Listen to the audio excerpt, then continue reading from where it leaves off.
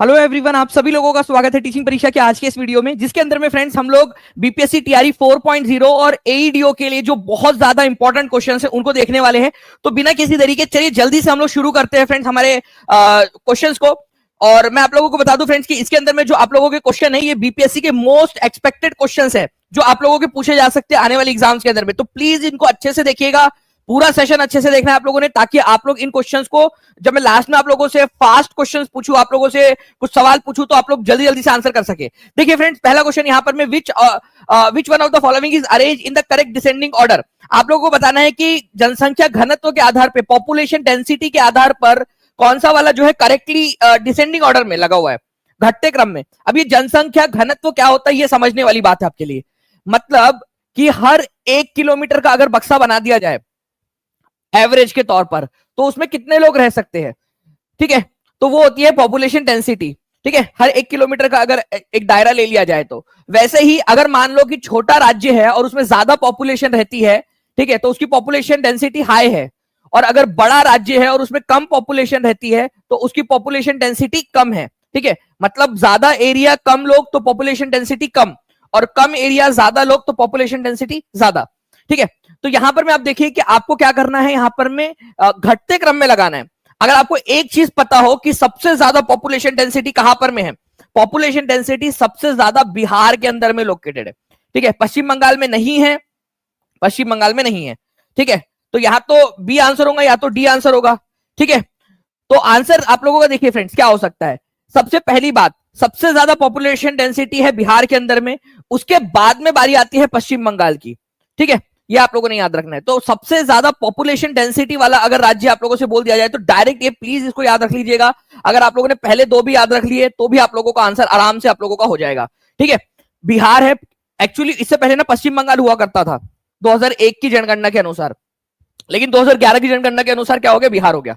ठीक है, तो बिहार है, ठीक है, पश्चिम बंगाल है, फिर केरल है, ठीक है, फिर उत्तर प्रदेश है। ओके, और उसके बाद में फ्रेंड्स फिर हरियाणा आता है। और सबसे कम अगर मैं बात करूं सबसे कम किसका है, तो मिजोरम का, आपका अरुणाचल प्रदेश का सबसे कम है। अरुणाचल प्रदेश की तो पॉपुलेशन डेंसिटी केवल 17 है। ठीक है, मतलब हर 1 किलोमीटर का बक्सा अगर बना दिया जाए, उनके सारे के सारे एरिया को 1-1 किलोमीटर के डब्बे में बांट दिया जाए, ठीक है, तो केवल हर एक डब्बे में केवल 17 लोग आएंगे। और वही अगर मैं बिहार की बात करूं तो जल्दी से बताइए आप लोग, अगर हम बिहार की बात करें तो कितना हो जाएगा, सबसे ज्यादा है भाई 1102। ओके, तो यहां पर मैं आप लोग देख सकते हो फ्रेंड्स कि बिहार की पॉपुलेशन डेंसिटी, जनसंख्या घनत्व कितनी है, जल्दी से आंसर करो आप लोग। और मैं आपको बता दूं फ्रेंड्स कि ये सारी की सारी चीजें मैं आप लोगों को स्टार्टिंग से भी पढ़ाने वाला हूं। तो आप लोगों की आज से फाउंडेशन बैच भी स्टार्ट होने वाली है। ठीक है, फाउंडेशन बैच, तो आप लोग जितने भी है, ठीक है, न्यू बैच की फाउंडेशन आज की फाउंडेशन क्लास है आज आप लोगों की। ठीक है, रणनीति क्लास की हम लोग जो है अगले 2 महीने की रणनीति आज बनाने वाले हैं, डिस्कस करने वाले हैं।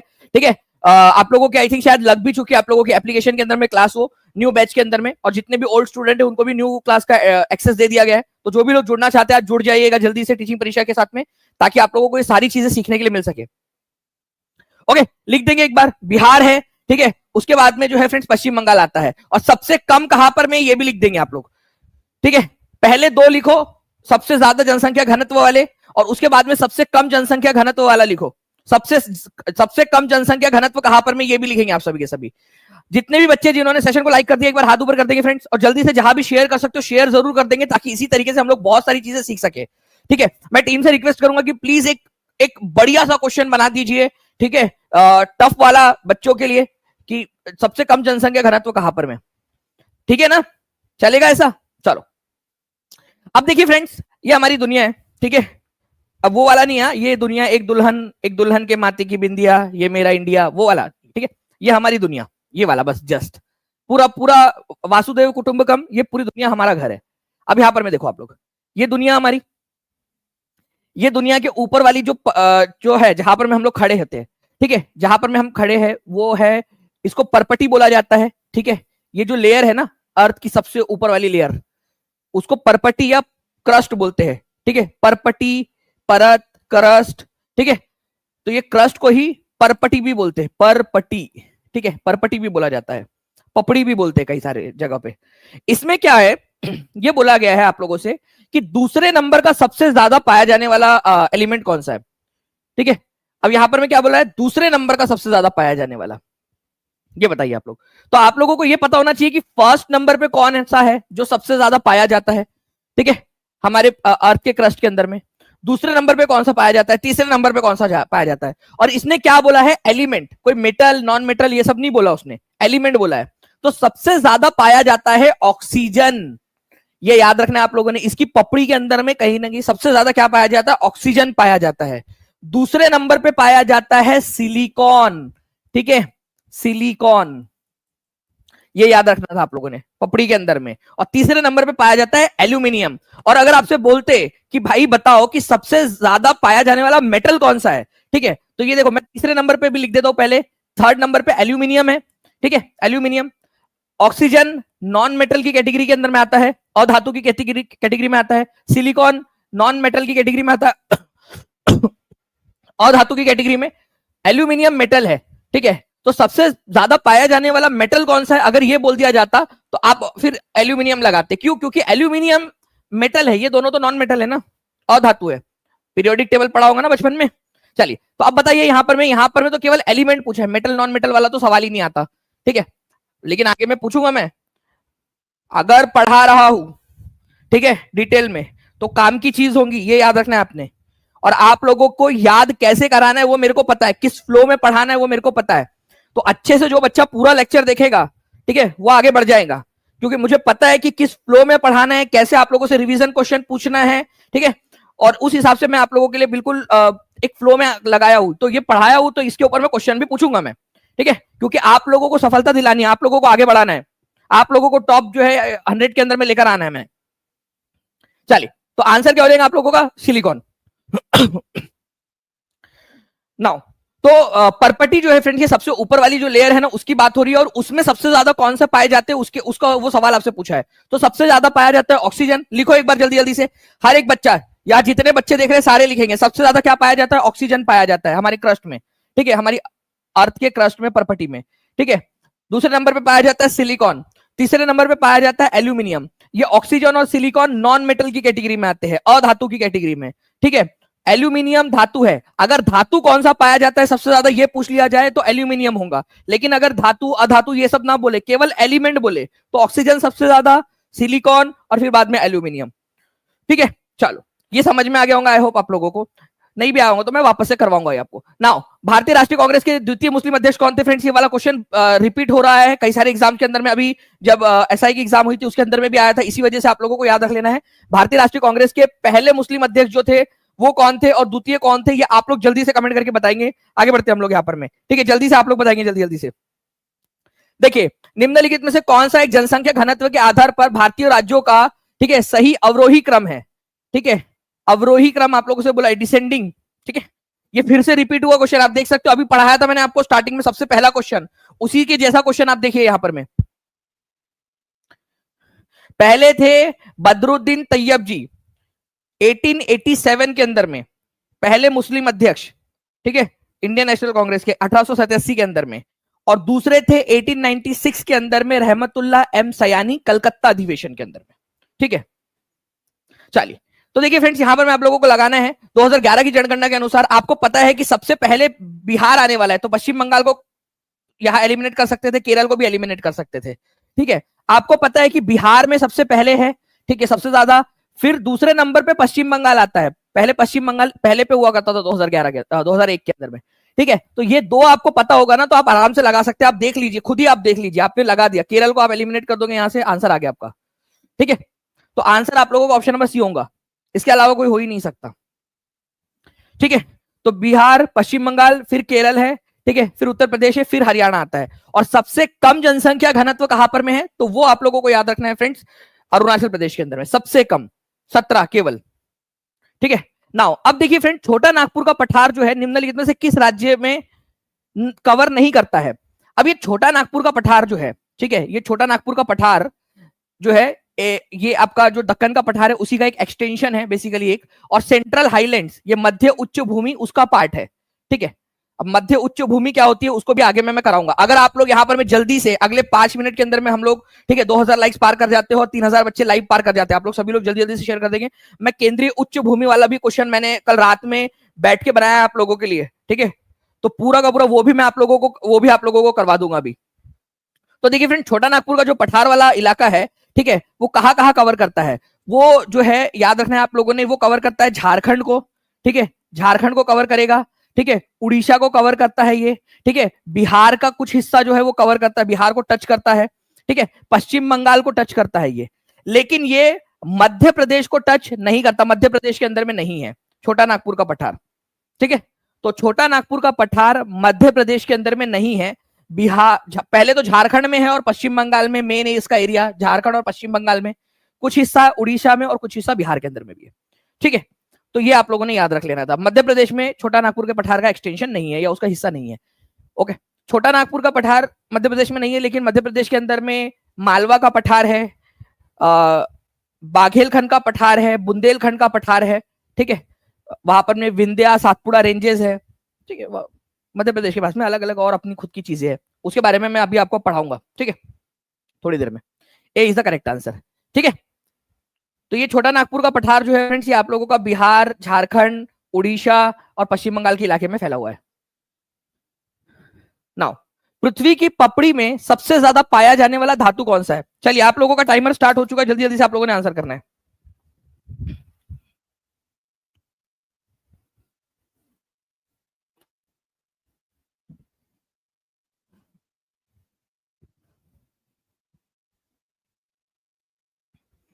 जल्दी से, एकदम फास्ट।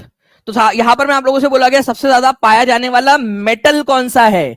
मैंने आपसे कहा था कि जो बच्चा पूरा सेशन देखेगा उसका कंसेप्चुअल क्लैरिटी आप उसके पास में आती जाएंगी, ठीक है। तो सबसे ज्यादा पाया जाने वाला धातु बोला गया है आप लोगों से, तो पहले नंबर पे आता है आप लोगों का फ्रेंड्स ऑक्सीजन, ठीक है, ऑक्सीजन। दूसरे नंबर पे आता है आपका सिलिकॉन। तीसरे नंबर पे आता है एल्यूमिनियम, ठीक है, एल्यूमिनियम। लेकिन ये पहले जो दो है ये अधातु है, ठीक है, ये नॉन मेटल है, ये मेटल है। तो सबसे ज्यादा पाया जाने वाला मेटल आप लोगों का जो है ये तीसरे नंबर का एल्यूमिनियम हो जाएगा, ये आप लोगों ने याद रखना था। आई होप कि अब आपको ज्यादा अच्छे से समझ में आ गया होगा क्वेश्चन की मदद से भी, ठीक है। फिर से एक बार दिखा देता हूं आपको कि सबसे ज्यादा ऑक्सीजन पाया जाता है क्रस्ट में, दूसरे नंबर पे सिलिकॉन पाया जाता है, तीसरे नंबर पे एल्यूमिनियम।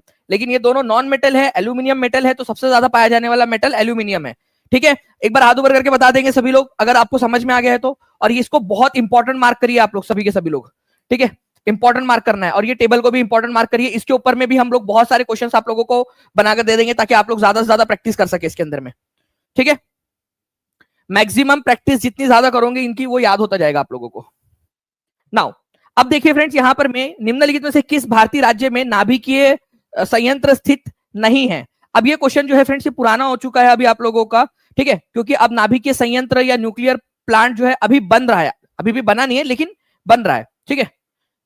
तो ईस्ट इंडिया का पहला जो है मतलब पूर्वी भारत के तरफ वाला हिस्से के अंदर में, ठीक है, उत्तर प्रदेश को आप उत्तर में काउंट कर लो, तो इधर साइड के अंदर में पहला जो बन रहा है वो बिहार के अंदर में बन रहा है, लेकिन अभी बना नहीं है, ठीक है, बिहार के अंदर में लोकेटेड नहीं है, ठीक है। तो ये जो क्वेश्चन जब आया था 2021 के अंदर में, ओके, महाराष्ट्र के अंदर में तारापुर, ट्रॉम्बे, ये सारे के सारे लोकेटेड है, ठीक है। राजस्थान के अंदर में रावत भाटा न्यूक्लियर पावर प्लांट लोकेटेड है ऑलरेडी, ठीक है। उसके बाद में तमिलनाडु के अंदर में कुंडाकुलम जो पावर प्लांट है वो लोकेटेड है, कलपक्कम लोकेटेड है तमिलनाडु के अंदर में, उत्तर प्रदेश के अंदर में नरोरा लोकेटेड है, ठीक है, गुजरात में काकड़ा पार लोकेटेड है, बिहार में नहीं है, बिहार में बन रहा है अभी, ठीक है, बिहार में लग रहा है, अभी स्थित नहीं है लेकिन लग रहा है बिहार में। तो उसके हिसाब से आंसर इसका ए था, लेकिन अभी लग रहा है, ठीक है, ये याद रखना है आप लोगों ने, अभी बना नहीं है, ओके। चलिए, उसके बारे में पूरा का पूरा एक डिटेल वीडियो में बना दूंगा आप लोगों के लिए, ठीक है। अभी हम लोग आगे बढ़ते। भारत में 2011 में सबसे अधिक और सबसे कम जनसंख्या घनत्व वाले राज्य कौन से है? इसका आंसर जो है आप सभी के सभी आंसर करेंगे जल्दी जल्दी से कमेंट के अंदर में। टीम पोल ना दिया जाए इसके लिए, एक बार इसमें कमेंट के अंदर में देखते कितने बच्चे आंसर कर पाते हैं। चलिए, कमेंट के अंदर में आंसर करिए, हर एक बच्चा कमेंट के अंदर में आंसर करेगा इसका। पहले आप लोग आंसर करिए, उसके बाद हम आगे बढ़ेंगे। जल्दी से हर एक बच्चा, चाहे लाइव देख रहे हो, बाद में देख रहे हो, रिवीजन कर रहे हो, आंसर करना है पहले आप लोगों ने। जल्दी से लिखो अपना जो है यहां पर मैं आंसर लॉक करो पहले। हर एक बच्चा आंसर करेगा ताकि याद हो जाए आप लोगों को हमेशा के लिए। 1500 लाइक्स के बहुत पास पहुंच चुके हम। जल्दी जल्दी से सेशन को लाइक भी कर देंगे और जहां भी शेयर कर सकते हो शेयर भी करते रहेंगे फ्रेंड्स। और आपको बता दूं कि आज आप लोगों की क्लास फाउंडेशन क्लास भी स्टार्ट होने वाली है। DS Max, आप इस कूपन कोड का इस्तेमाल कर सकते हो। TRE4 के बैचेस के लिए आप लोगों को मैक्सिमम डिस्काउंट जो है इससे मिल जाएगा। और जो भी बच्चा जुड़ना चाहता है टीचिंग परीक्षा के साथ में, बहुत अच्छा मौका है। पूरा न्यू बैच आपकी स्टार्ट हो रही है, नई बैच, पूरा का पूरा नया चीज आप लोगों को नए तरीके से आप लोग नए सिरे से आप सीखना स्टार्ट कर दोगे, ठीक है। और जो बच्चा ऑलरेडी ओल्ड बैच में, उनको new batch free of cost मिल गई है। तो टीचिंग परीक्षा हमेशा अपने बच्चों का ध्यान रखता है। तो बिहार सबसे ज्यादा है, ठीक है, और अरुणाचल प्रदेश के अंदर में फ्रेंड्स सबसे कम जनसंख्या घनत्व है, ये याद रखना है आप लोगों ने। तो B is the correct answer, ठीक है। तो बिहार के अंदर में सबसे ज्यादा 1102 जनसंख्या घनत्व और अरुणाचल प्रदेश के अंदर में केवल 17 है, ठीक है। ये नंबर भी याद रख लीजिएगा, 1102 और 17, क्योंकि ये दोनों के दोनों है ना, मतलब सबसे ज्यादा वाला और सबसे कम वाला नंबर है, इस वजह से पूछ सकते हैं आप लोगों से। चलिए नेक्स्ट क्वेश्चन की तरफ में आगे बढ़ते हैं। निम्नलिखित में से कौन से पीतल के घटक है? 67वीं बीपीएससी का क्वेश्चन है, पीतल, बताइए पीतल कौन से दो चीजों से बनता है? 67वीं बीपीएससी में आया हुआ क्वेश्चन है। चलिए thank you very much. 1500 plus likes हो चुके हैं। जितने भी बच्चे जिन्होंने सेशन को लाइक किया हाथ ऊपर कर देंगे। ये वो बच्चे हैं जिन्होंने अपना अपना योगदान दे दिया है, ये वो बच्चे हैं जिन्होंने इस सेशन को एनर्जी दी है, जिनकी वजह से ये सेशन हो रहा है।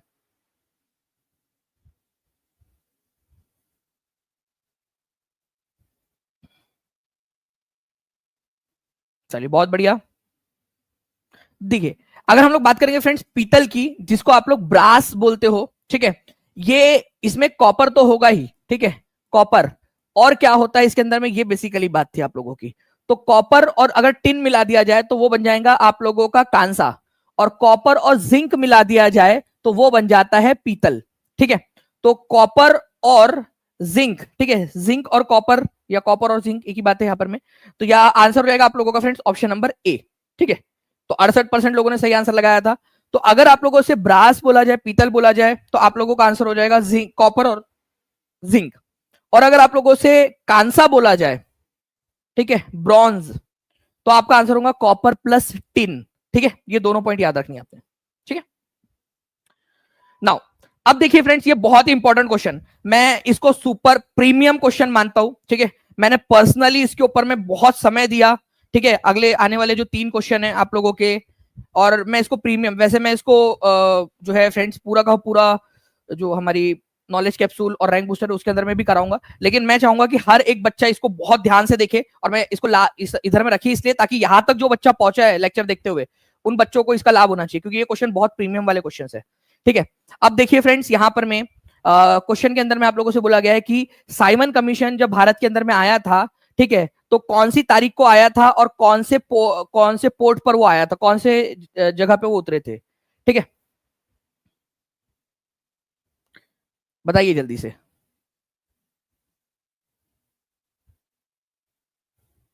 जी देखिए फ्रेंड्स, यहां पर मैं आपको बता दूं इसके ऊपर में पूरा आपके लिए, क्योंकि साइमन कमीशन से बहुत ज्यादा ही प्यार है बीपीएससी और ये एग्जामिनर्स वगैरह को, ठीक है। तो देखिए यहां पर मैं साइमन कमीशन जो है फ्रेंड्स, उसकी पहली विजिट जो है, जो रिकॉर्डेड डेट है, पूरा वेरीफाई करके आपको बता रहा हूं, 3 फरवरी, ठीक है, 3 फरवरी, आर्काइव के अंदर में ये लिखा हुआ है, 1928 को ये लैंड हुए थे, ठीक है, मुंबई या बॉम्बे जिसको उस समय में बोलते थे, वहां उसके बंदरगाह पे, ठीक है। आपको यह भी बताना चाहूंगा फ्रेंड्स कि उस जहाज का नाम था SS रावलपिंडी, जिस जहाज से वो लोग आए थे, जब वो आए थे उनको काले झंडे दिखाए गए थे। SS रावलपिंडी, रावलपिंडी इस जहाज से आए थे। ये मैं पूरा का पूरा डिटेल में साइमन कमीशन कहा गया, कब कब हुआ, किससे मुलाकात की, हर एक चीज मैं आपको पूरा का पूरा पेड क्लास में पढ़ाने भी वाला हूं, ठीक है। तो SS रावलपिंडी नाम का जो जहाज था, उससे वो भारत आए थे पहली बार, ठीक है। इनकी जो पहली यात्रा थी, ठीक है, ये आप लोगों ने याद रखना है फ्रेंड्स, शुरुआत में जो इनकी पहली यात्रा थी, ठीक है, ये फरवरी से मार्च तक हुई। लेकिन जब ये सेकेंड टाइम आए थे ना, ठीक है, तो थोड़ा लंबा रुके थे ये सेकेंड टाइम, ओके। 11 अक्टूबर को आए सेकेंड टाइम, भारतीय समय के हिसाब से 11 अक्टूबर था, ब्रिटेन के जो है मतलब ब्रिटिश सरकार समय के अनुसार 11 अक्टूबर था, हमारे यहाँ 12 अक्टूबर लग चुका था, तो उन्होंने 11 अक्टूबर उसको दर्ज किया है। तो 11-12 अक्टूबर के दरमियान वो भारत में आए, ठीक है, और 13 अप्रैल 1929 तक यहाँ पर में रहे, सेकंड वाली विजिट के अंदर में, ठीक है, दूसरी यात्रा। और जब दूसरी यात्रा थी उनकी, उसका जो जहाज का नाम था, उसका नाम था SS मजोला, ठीक है। तो ये भी आप लोग थोड़ा सा याद रख सकते हो फ्रेंड्स, एग्जाम में पूछा जा सकता है आप लोगों से, ठीक है। तो SS मलोजा जो है वो सेकंड नंबर का था, सेकंड बार जब आए थे वो आए थे SS मलोजा से, मलोजा। मैं पूरा का पूरा आप लोगों को जो है फ्रेंड्स एक रैंक बूस्टर करेंगे हम लोग पेड क्लास में, उसमें पूरा डिटेल में एक एक पॉइंट रिवीजन के साथ में सारा का सारा पढ़ाऊंगा भी आपको। अभी एक हम लोग देख लेते हैं इसको कि साइमन कमीशन जब पहली बार भारत में आया तो 3 फरवरी को आया था 1928 के अंदर में, मुंबई हार्बर के ऊपर में ही उतरे थे। ठीक है, चलिए तो आंसर आपका ऑप्शन नंबर ए हो जाएगा। सभी को समझ में आ गई है? अब नेक्स्ट क्वेश्चन, ठीक है, पोल ना दिया जाए इस नेक्स्ट क्वेश्चन का, ये बच्चे आंसर करेंगे कमेंट के अंदर में। देखते हैं, मैं कमेंट यहाँ देख रहा हूँ कि कितने बच्चे आंसर करते हैं कमेंट के अंदर में। हर एक बच्चा कमेंट के अंदर में इस पर्टिकुलर क्वेश्चन का आंसर करेगा। ठीक है, अब बताइए इसका आंसर क्या होगा। ध्यान से पढ़िए इस क्वेश्चन को और बताइए इसका आंसर। इंपॉर्टेंट मार्क करना है आप लोगों ने इन सारी चीजों को। इन 1928 Simon commission first arrived at Bombay, ठीक है, अबोर्ड विद शिप। कितने बच्चे जिन्होंने सेशन को लाइक कर दिया, लाइक करते रहेंगे जल्दी जल्दी से, और जहां भी शेयर कर सकते हो शेयर जरूर कर देंगे। टेलीग्राम, फेसबुक, व्हाट्सएप, इंस्टाग्राम, आपकी लाइब्रेरी के ग्रुप में, आपके व्हाट्सएप ग्रुप में, हर जगह पे, कॉलेज के ग्रुप में, सभी जगह पे जल्दी जल्दी से शेयर कर देंगे सेशन को, ताकि जितना ज्यादा आपका यहाँ पर में एक इन्वॉल्वमेंट रहेगा उतना ज्यादा जो है फ्रेंड्स आप लोगों को और ज्यादा पढ़ाया जा सकता है। ठीक है, और आज आप लोगों की फाउंडेशन क्लास है टीचिंग परीक्षा के एप्लीकेशन पर न्यू बैच में, तो जो बच्चे जुड़ना चाहते हो जल्दी से जुड़ जाएंगे। ठीक है, तो 1928 में साइमन कमीशन जो है पहली बार जब भारत आया था तो वो कौन से शिप से आया था? एसएस रावलपिंडी से आया था। ठीक है, एसएस रावलपिंडी। और सेकंड नंबर जब आया था तो ये आया था एसएस मलोजा से, सेकंड नंबर का। ठीक है, ये लिख देता हूं यहाँ, सेकंड विजिट में एसएस मलोजा से। कल मतलब रात में पूरा का पूरा मैंने इसको ये आप लोगों के लिए फ्रेंड्स रिसर्च करके हर एक चीज मैं आपको बता दूं, इवन टाइम्स जो मैगजीन आती है ना उसको तक मैंने जाके रिसर्च किया था ये आप लोगों के लिए क्वेश्चन बनाते समय। ठीक है, कि भाई उसके अनुसार क्या दिया हुआ है, क्या हो रहा है। ठीक है, उसके बाद में यूनिवर्सिटी ऑफ नॉटिंघम के अंदर में इससे रिलेटेड एक जानकारी दी गई थी, उसको पढ़ा मैंने। ब्रिटिश लाइब्रेरी ब्लॉग्स जो है उसको पढ़ा आप लोगों के लिए। तो जो काम आप लोगों को होना चाहिए था वो मैं पूरा आप लोगों के लिए इजीएस्ट वे में करके दे रहा हूँ। ठीक है, चलिए, एसएस रावलपिंडी से आए थे ये। ओके, तो आज जितने भी बच्चे जुड़ना चाहते हैं जल्दी जल्दी से जुड़ जाएंगे आप लोग फ्रेंड्स। सिलेक्शन इस कूपन कोड का इस्तेमाल कर सकते हो, या फिर डीएस मैक्स इस कूपन कोड का भी आप लोग इस्तेमाल कर सकते हो, ताकि आप लोगों को मैक्सिमम डिस्काउंट मिल जाए। ठीक है, चलिए नाउ नेक्स्ट क्वेश्चन देखिए फ्रेंड्स, यहां पर मैं आपको बताना है कि सेकंड विजिट जो है, ओके, सेकंड विजिट कब हुई थी साइमन कमीशन की? साइमन कमीशन 2 बार आया है भारत में। भारत में साइमन कमीशन 2 बार आया है। ठीक है, साइमन कमीशन, तो सेकंड विजिट कब हुई थी? तो साइमन कमीशन पहली बार आया था फ्रेंड्स फरवरी से मार्च के बीच में, फरवरी मार्च के बीच में 1928 में। ठीक है, ये फर्स्ट विजिट थी उनकी। सेकंड वाली विजिट थोड़ी लंबी थी। ठीक है, अक्टूबर में आए थे, ठीक है, 1928 के अंदर में, और लंबा दौरा किया और अप्रैल में गए थे। ठीक है, 1929 के अंदर में। ओके, तो अब यहां पर में सवाल ये उठता है कि कहां से आए थे ये। तो मैंने आप लोगों को बताया फ्रेंड्स कि जो यूरोपियन समय के अनुसार, जो ब्रिटिश लाइब्रेरी है उसके अनुसार 11 अक्टूबर उन्होंने दर्ज किया है। भारत में उस समय 12 अक्टूबर लग चुका था। ठीक है, उसके बाद में ये कब तक थे भारत के अंदर में? तो 13 अप्रैल तक थे। ठीक है, 13 अप्रैल तक। ठीक है, तो आंसर आप लोग लगाएंगे जल्दी से। ये मैं आपको बता दे रहा हूं कि भाई इंपॉर्टेंट है। पहली यात्रा कब से कब तक थी उनकी? पहली यात्रा थी 3 फरवरी से लेकर 31 मार्च तक। ये फर्स्ट यात्रा थी, फर्स्ट वाली।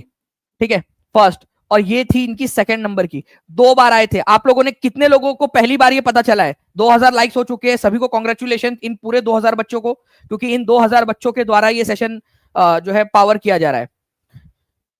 कितने लोगों को पता था कि 2 बार आया था साइमन कमीशन, और ये तारीख और ये सारी चीजें? तो अगर आप पढ़ना चाहते हो ये सारी चीजें तो मुझे बताइएगा कमेंट के अंदर में भी कि आप लोगों को ये चीजें कैसी लग रही है। मैं और ज्यादा डिटेल में ये पूरा का पूरा मैं नॉलेज कैप्सूल में लेने वाला हूँ पेड क्लास में, और इसको मैं एईडीओ के कोर्स में भी लेने वाला हूँ। तो जो बच्चे एईडीओ के कोर्स में जुड़ना चाहते हैं वो लोग भी जुड़ जाएंगे, क्योंकि वहां पर में भी आपको बहुत सारी चीजें सीखने के लिए मिलने वाली है। ठीक है, चलिए, तो जो बच्चे एईडीओ के कोर्स में जुड़ गए हैं वो लोग भी जो है यहाँ पर मैं उनको भी कॉन्ग्रेचुलेशन, क्योंकि वहां भी आप लोगों को सीखने के लिए मिलेगा। एक पोल दे रहा हूं मैं यहां पर मैं जस्ट समझने के लिए।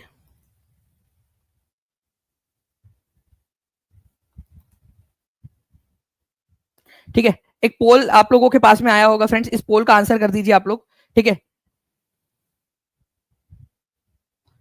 चलिए यहां पर मैं एडिट का ऑप्शन नहीं, are you paid student of TP आप लोग बता देंगे, आप लोग यहाँ पर में तो कितने लोग हैं वो एक बार समझ में भी आ जाएगा। जो एक्यूरेट आंसर है वो बता देंगे आप लोग। सभी लोग जितने भी बच्चे देख रहे हैं, हर एक बच्चा जल्दी से पोल के अंदर में रिस्पॉन्स कर देगा अपना।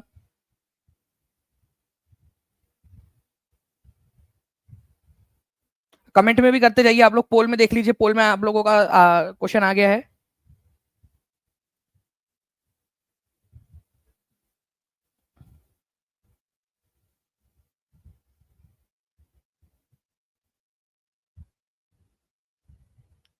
चलिए जल्दी जल्दी से सारे बच्चे लास्ट 10 सेकेंड्स जल्दी से आंसर कर देंगे पोल के अंदर में, और कमेंट में भी लिख देंगे।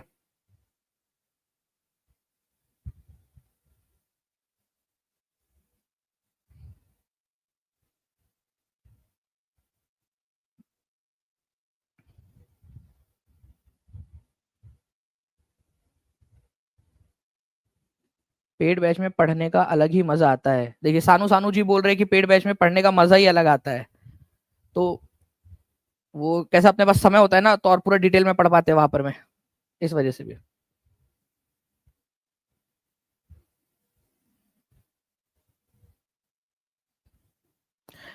चलिए आई होप फ्रेंड्स आप लोगों ने यहाँ पर में आंसर कर दिया है। ठीक है, तो ये जो चीजें हैं ये आप लोगों को याद रखनी है इसके लिए कि पहली यात्रा कब हुई थी। ठीक है, मैं आप लोगों को एक बार रिवाइज करा देता हूं। पहली यात्रा कौन सा जहाज था, जल्दी से बताएंगे। एस जल्दी से बताएंगे आप लोग कौन सा था, एकदम स्पीड में कमेंट के अंदर में आंसर कर देंगे। ठीक है, दूसरी बात यात्रा जो थी फ्रेंड्स कब से कब तक थी, मैं आप लोगों को अगर याद नहीं होगा तो मैं लिख देता हूं आप लोगों के लिए, एस मलोजा। ठीक है, सेकंड नंबर की यात्रा इस जहाज से की थी। एग्जामिनर भैया अब तुम कितना भी टफ क्वेश्चन बना लो, सिलेक्शन तो टीचिंग परीक्षा वालों का ही होगा। ठीक है, सिलेक्शन टीचिंग परीक्षा वालों का होगा, सिलेक्शन जो है टीचिंग परीक्षा वाले लेके जाएंगे। ठीक है, टॉपर्स भी बनेंगे क्योंकि टीचिंग परीक्षा की टीम मेहनत कर रही है यहाँ पर में टीचिंग परीक्षा के बच्चों के साथ में। एईडीओ के अंदर में भी लक्ष्य रखा है केवल टीचिंग परीक्षा के बच्चे दिखने चाहिए वहां पर में। ओके, इसी वजह से इतनी मेहनत कर रहे हैं आप लोगों के लिए। तो जितने भी बच्चे एईडीओ के अंदर में भी अपना जो है यहाँ पर में मेहनत करना चाहते हैं वो लोग जुड़ जाइए आज के आज ही, आप सभी लोग। ओके, तो एसएस मलोजा ये याद रखना है आप लोगों ने फ्रेंड्स, और एसएस रावलपिंडी था इसका नाम, रावलपिंडी। याद हो गया होगा तो आप लोग कॉन्ग्रेचुलेशंस। ठीक है, अपने आप को शाबाशी दे दो कि आप हजारों लाखों बच्चों से आगे निकल चुके हो। पहली यात्रा कब से कब तक हुई थी? ठीक है, तो पहली यात्रा जो हुई थी वो 3 फरवरी से लेकर 31 मार्च तक थी। ठीक है, 31 मार्च तक, और 31 मार्च में भी कहां पर में? ठीक है, 1928 में। ठीक है, और फिर बाद में 11 अक्टूबर 1928 से लेकर 13 अप्रैल 1929 तक ये भारत में रहे थे साइमन कमीशन। ठीक है, तो इनके बारे में भी आप लोग यहाँ पर में देख सकते हो। ओके, तो ये पूरी की पूरी चीज थी। जिन भी बच्चों ने सेशन को लाइक कर दिया उन सभी लोगों का बहुत बहुत शुक्रिया। ठीक है, एईडीओ का कोर्स केवल 799 में उपलब्ध है फ्रेंड्स, आप लोगों के लिए ये बड़ा मौका है।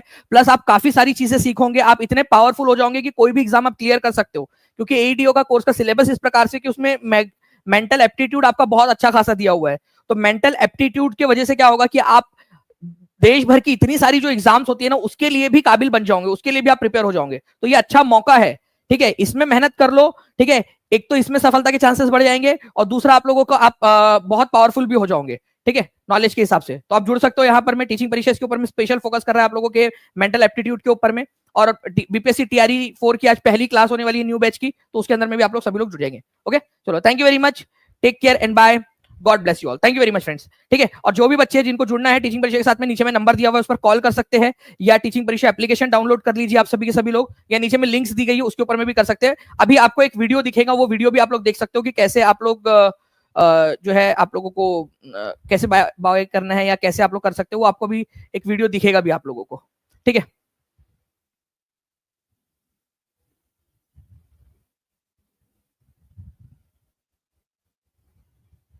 हेलो बच्चों, आपने सोचा होगा कि हम टीचिंग परीक्षा के यूट्यूब चैनल से डायरेक्टली कोर्स खरीद सकते हैं। आंसर है यस। सबसे पहला ऑप्शन, किसी भी वीडियो के नीचे आपको कोर्स के इमेजेस दिखाई देंगे, बस क्लिक करिए और तुरंत परचेस कर लीजिए। दूसरा ऑप्शन, वीडियो के अंदर ही व्यू प्रोडक्ट का ऑप्शन आएगा, उस पर क्लिक करते ही आपको टीचिंग परीक्षा पर अवेलेबल सभी कोर्सेज शो करेंगे। यहाँ पर आप देख पा रहे होंगे नीचे एग्जाम कैटेगरी वाइज फोल्डर भी हैं बने हुए हैं, BPSC TRE DSSB CTET. In folder पर क्लिक करते ही आप उस एग्जाम से रिलेटेड सभी कोर्सेज देख पाएंगे। अब मान लीजिए आप बीपीएससी एईडीओ का कोर्स लेना चाहते हैं, नीचे स्क्रॉल करके आपको बाय नाउ और कॉल नाउ दोनों ऑप्शन मिलेंगे।